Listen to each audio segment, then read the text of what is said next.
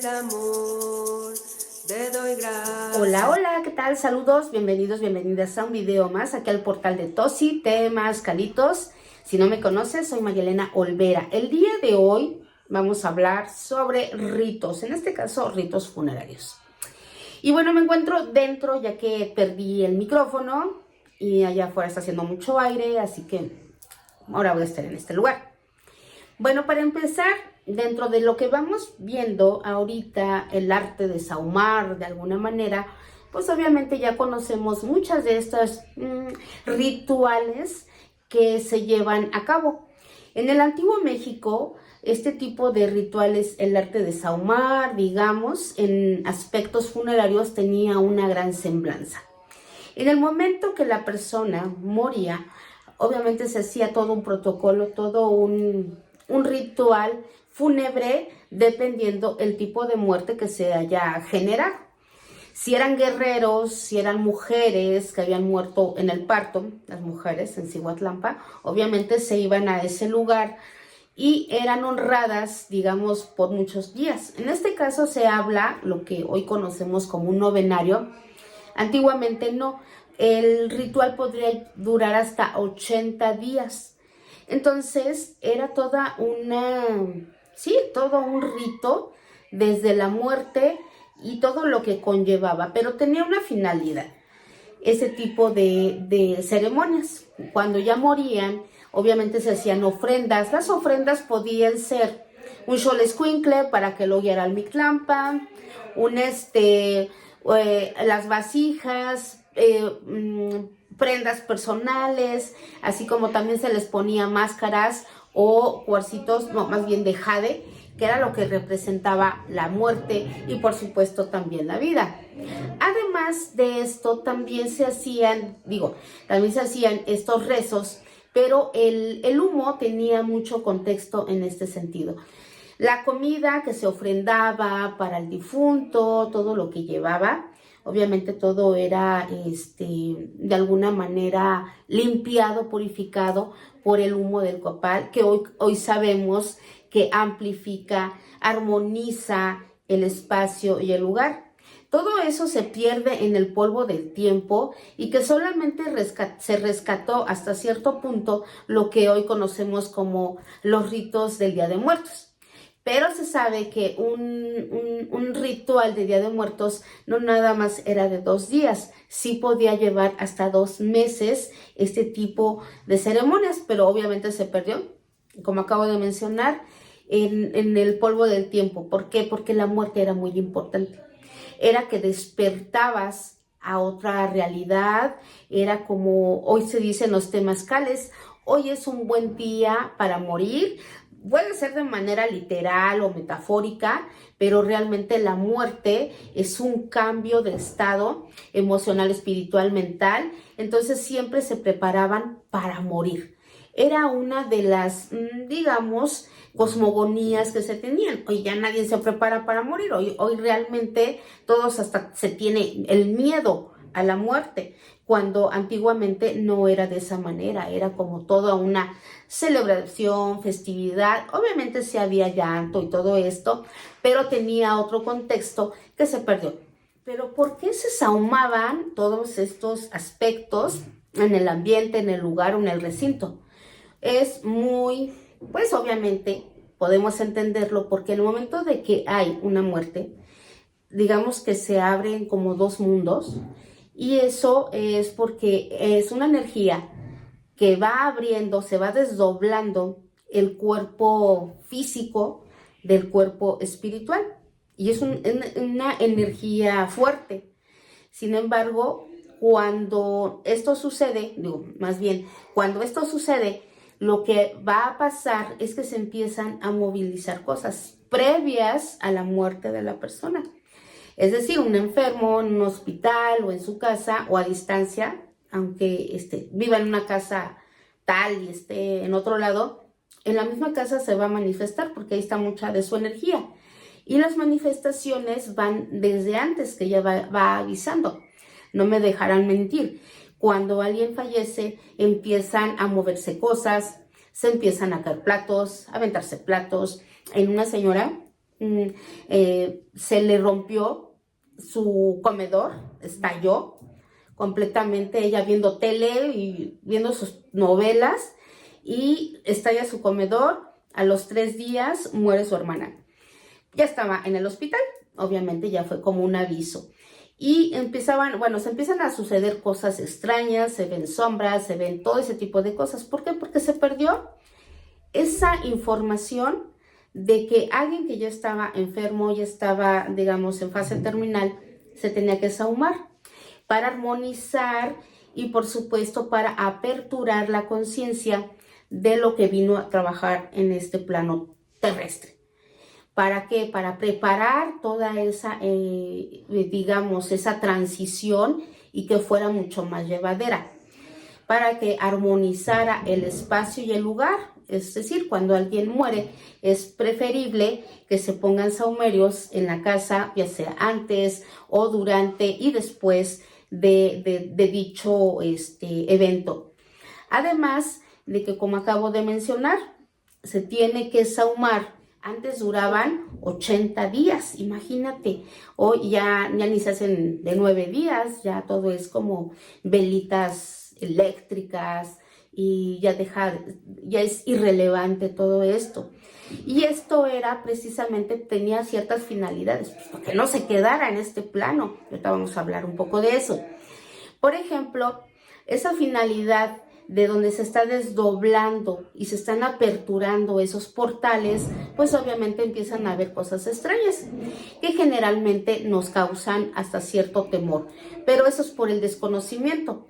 Si tú ya conoces esto, si se empezó a mover algo, pues hay que armonizar el lugar, hay que quemar copal, plantas para armonizar al enfermo o a cualquier persona que esté en alguna situación complicada. No complicada, porque ya va a pasar al Mictlampa, ¿verdad? Y cuando ya sucedía ese evento, digamos, de transición, en muchas comunidades todavía queda ese aspecto, a lo mejor ya no de 80 días, ya es más de un novenario normal, en donde en las zonas otomíes todavía pasa toda la familia sahumando al difunto. En el momento del fallecimiento se empieza a sahumar y pasan todos los integrantes, familiares, amigos, vecinos, todos pasan con la intención de decir: ya aquí está todo bien, no te preocupes, ya te puedes ir, y todo esto, diciendo su diálogo al difunto o difunta. Esto es algo muy bonito porque al fin de cuentas el oído, cuando tú ya sabes que ya está muerta la persona, todavía sigue funcionando el oído, todavía está de alguna manera consciente, entonces es más fácil que la persona trascienda. Esto se maneja, por ejemplo, se ha visto en las danzas de sol. Creo que también lo hicieron cuando muere el abuelo de la danza de Ocuilán. Del abuelo Faustino se hizo este tipo de ceremonias, y muchas otras ceremonias a las cuales hemos asistido se hacen estos cantos. Ahí se hace puro canto, obviamente como entre temazcales y todo eso, pero el rezo es para elevar, para que se haga consciente de que ya terminó, de que su tiempo ya se acabó, y que se haga consciente. ¿Por qué? Porque realmente el humo, como ya hemos hablado, apertura la conciencia, abre la mente, abre la conciencia, y nos cae el 20, pues se utiliza para meditación. Obviamente no vas a estar meditando con un sahumerio a un lado, ¿verdad? Porque obviamente pues, todas las toxinas y bueno, nada más para purificar el ambiente, y después sacas abres la ventana para que se vaya toda la energía que haya atrapado, esas partículas del copal y del incienso. Abres la ventana, ya se vaya todo, se armoniza el lugar, sacas el sahumerio y ya puedes meditar.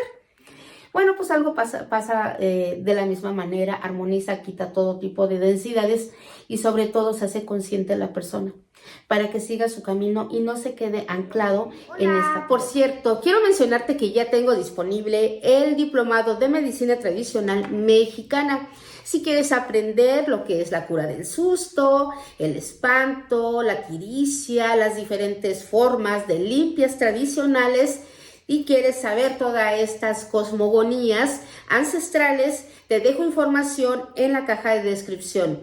No importa si te encuentras en Alemania, te encuentres en Argentina, en Estados Unidos, son videos explicativos. Pero bueno, sigamos con el tema. Obviamente todo eso se pierde y normalmente cuando fallecen después, ay, que vi a mi abuelito, que no sé qué tanto, y estaba aquí, que vi a mi tía, que vi a mi no sé qué. Entonces eso quiere decir que la persona se quedó, como muchos le dicen, se quedó con sus pendientes. Obviamente quedó muy anclado con los pendientes, con este mundo físico, con este mundo que atrapa, porque atrapa todos los sentidos y pues obviamente se quedan, sobre todo por pendientes que haya tenido, ¿no? Entonces eso hace que haya muchos espíritus y un claro ejemplo que se tiene también es de las cruces que se encuentran en las carreteras, de las personas que murieron de manera impactante, murieron que no se la esperaban, y eso también genera un choque. Y ese choque hace que estén como en dos realidades, están y no están. Entonces, en esas personas o esos espíritus que se quedan, hoy se les pone en las carreteras como un nichito. Un nicho, una cruz ahí. Eso viene desde el México antiguo, pero era utilizado solamente en muertes obviamente repentinas para que el difunto se quedara ahí atorado por 4 años para poder, digamos, que se quedara ahí atorado para que no los estuviera molestando, porque cuando es por muerte súbita, pues obviamente se van a enojar. Va a decir que no era su tiempo, que no le tocaba, y entonces espantaba a la familia. Y esto hacían los familiares para que ahí por 4 años, en esos 4 movimientos, se le hacía una serie de rezos para que entendiera. Una vez cumplidos esos 4 años, era retirado. Hoy en día no sucede de esa manera. Hay cruces en los caminos, en las carreteras, de hasta más de 50 años. Quiere decir que por eso espantan en esa carretera, pues ya está anclado y ese anclaje, pues obviamente no lo va a poder liberar.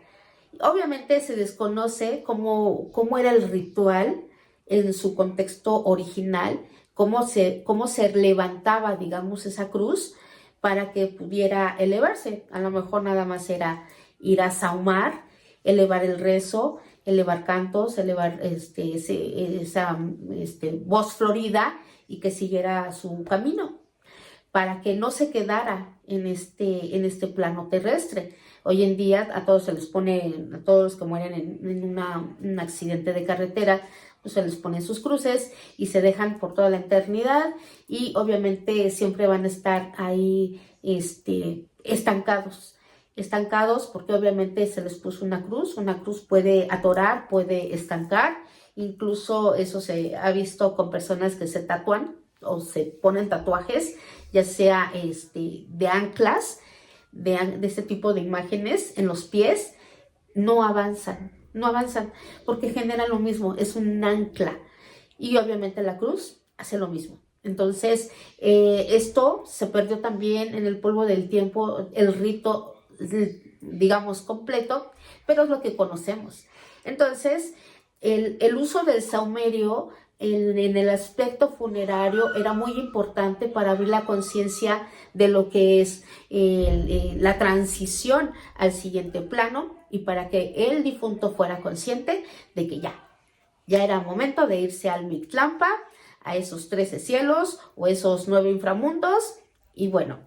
Y además, pues ahora entendemos que el uso del saumerio es una conexión con lo divino, es para elevar el alma, es para armonizar el lugar y por supuesto para que llevaran un buen camino estas almas, estas esencias y que solamente nos quedamos con ese ese ritual del Día de Muertos y que a lo mejor está incompleto, porque nada más son 2 días cuando antes eran más tiempo, y que realmente cuando llega el día, el 2 de Muertos, tú puedes desde antes empezar a percibir a las energías y que no nada más son 2 o 3 días. Incluso desde un mes ya empiezan a verse fantasmas de gatos, fantasmas de caballos, fantasmas de personas. Entonces, realmente hay algo todavía que no se ha dicho, o este ritual era mucho más prolongado en ese cambio de energía, ya que en esos meses precisamente es cuando cambia la frecuencia vibratoria de del ciclo estacional, no tanto calendárico, sino a nivel energético, donde ya empieza la frecuencia del nuevo ciclo estacional. Y bueno, tanto el copal como el tabaco pues nos elevan a esa parte de comunicación con lo divino. Así que si llegas a tener la oportunidad, utiliza el saumerio para todo lo que necesites limpiar. Con eso termino el video de hoy. Suscríbanse al canal y nos vemos en el siguiente. Hasta entonces. A los 4 vientos.